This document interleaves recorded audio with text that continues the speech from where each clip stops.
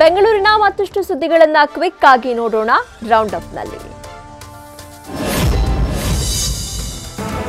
ಬೆಂಗಳೂರಿನಲ್ಲಿ ಸಿಲಿಂಡರ್ ಸ್ಫೋಟಗೊಂಡಿರುವ ಘಟನೆ ಬೈಯಪ್ಪನಹಳ್ಳಿಯ ಸಂಜಯ್ ಗಾಂಧಿ ನಗರದಲ್ಲಿ ನಡೆದಿದೆ. ಸ್ಫೋಟದ ತೀವ್ರತೆಗೆ ಗೋಡೆಗಳು ಬಿರುಕು ಬಿಟ್ಟಿದ್ದು 4ವರಿಗೆ ಗಂಭೀರ ಗಾಯಗಳಾಗಿವೆ. ಘಟನಾ ಸ್ಥಳಕ್ಕೆ ಅಗ್ನಿಶಾಮಕ ಸಿಬ್ಬಂದಿ ದೌಡಾಯಿಸಿದ್ದಾರೆ. ಸಿಲಿಕಾನ್ ಸಿಟಿ ಬೆಂಗಳೂರಲ್ಲಿ ರೋಡ್ ರೇಜ್ ಪ್ರಕರಣಗಳು ಹೆಚ್ಚುತ್ತಲೇ ಇವೆ. ಸದ್ಯ ಬೈಕ್ ಸವಾರನೊಬ್ಬ ಕಾರು ಚಾಲಕನೊಂದಿಗೆ ಕಿರಿಕ್ ಮಾಡಿರೋ ಘಟನೆ ಇಂದಿರಾನಗರದ ಸಿಗ್ನಲ್ ಬಳಿ ನಡೆದಿದೆ. ಎಲೆಕ್ಟ್ರಿಕ್ ಬೈಕ್ನಲ್ಲಿ ಒನ್ ವೇನಲ್ಲಿ ಬಂದ ಬೈಕ್ ಸವಾರ ಕಾರು ಚಾಲಕನಿಗೆ ಅಶ್ಲೀಲವಾಗಿ ನಿಂದಿಸಿ ಅಸಭ್ಯವಾಗಿ ಸನ್ನೆ ಮಾಡಿದ್ದಾನೆ. ಘಟನೆ ಸಂಬಂಧ ಕಾರು ಮಾಲೀಕ ದರ್ಶನ್ ಎಕ್ಸ್ನಲ್ಲಿ ವಿಡಿಯೋ ಪೋಸ್ಟ್ ಮಾಡಿ ದೂರು ನೀಡಿದ್ದಾನೆ.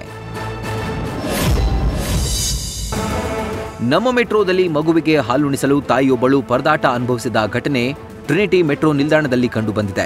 ಈ ಬೆನ್ನಲ್ಲೇ ಆರೈಕೆ ಕೇಂದ್ರ ಸ್ಥಾಪನೆಗೆ ಕೂಗು ಕೇಳಿಬಂದಿದೆ. ಇತ್ತ ಸರ್ಕಾರ ದೇವಸ್ಥಾನದಲ್ಲಿ, ಬಿಎಂಟಿಸಿ, ಕೆಎಸ್ಆರ್ಟಿಸಿ ಬಸ್ ನಿಲ್ದಾಣದಲ್ಲಿ ಆರೈಕೆ ಕೇಂದ್ರ ಸ್ಥಾಪನೆ ಮಾಡಿದೆ. ಹಾಗೆ ನಮ್ಮ ಮೆಟ್ರೋದ ಎಲ್ಲಾ ಸ್ಟೇಷನ್ಗಳಲ್ಲೂ ಆರೈಕೆ ಕೇಂದ್ರಗಳನ್ನು ಸ್ಥಾಪಿಸಲು ಒತ್ತಾಯ ಕೇಳಿಬಂದಿದೆ. ಇಂದು ಬಿಬಿಎಂಪಿ ಬೊಮ್ಮನಹಳ್ಳಿ ವಲಯದಲ್ಲಿ ಗುಂಡಿ ಮುಚ್ಚುವ ಕಾರ್ಯದಲ್ಲಿ ನಿರತವಾಗಿದೆ.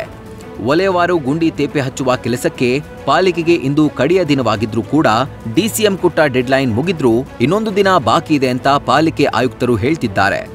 ಸಿಟಿ ರೌಂಡ್ಸ್ ವೇಳೆ ವಿವಿಧ ಕಾಮಗಾರಿ ಪರಿಶೀಲನೆ ನಡೆಸಿ ಡಿಸಿಎಂ ಡೆಡ್ಲೈನ್ ಕೊಟ್ಟಿದ್ರು.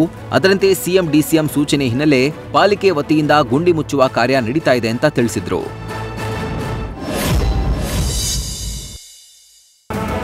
ಬೆಂಗಳೂರಿನಲ್ಲಿ ವ್ಯಾಸಂಗ ಮಾಡ್ತಿದ್ದ ಕೇರಳ ಮೂಲದ ವಿದ್ಯಾರ್ಥಿ ನಿಫಾ ವೈರಸ್ಗೆ ಬಲಿಯಾಗಿರೋ ಶಂಕೆ ವ್ಯಕ್ತವಾಗಿದ್ದು, ವಿದ್ಯಾರ್ಥಿನಿ ಸಂಪರ್ಕಕ್ಕೆ ಬಂದವರ ಬಗ್ಗೆ ಎಚ್ಚರ ವಹಿಸಲು ಸೂಚನೆ ಕೊಡಲಾಗಿದೆ. 70 ಪ್ರಾಥಮಿಕ ಸಂಪರ್ಕಿತರು ಕೇರಳದವರು ಎಂಬ ಮಾಹಿತಿ ಲಭ್ಯವಾಗಿದ್ದು, ರಾಜ್ಯದಲ್ಲಿ ನಿಫಾ ಕುರಿತು ಕಟ್ಟೆಚ್ಚರ ವಹಿಸಲು ಸೂಚಿಸಲಾಗಿದೆ. ನ್ಯೂಸ್ ಫಸ್ಟ್ ನಿರ್ಭೀತಿಯಿಂದ ನಿಮ್ಮ ಪರವಾಗಿ.